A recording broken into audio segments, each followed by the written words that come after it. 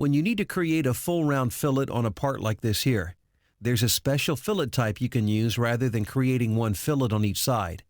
This is especially helpful if the fillet has to vary in radius. To use the full round fillet, just click the fillet icon and select Full Round in the Property Manager. You'll be prompted to select at least 3 faces that identify the round.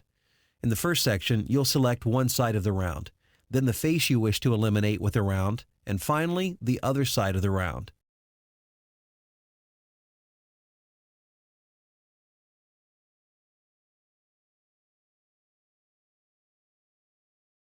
You'll see a preview, and as with other fillets, if the edges are tangent, the fillet will propagate as long as the option is enabled.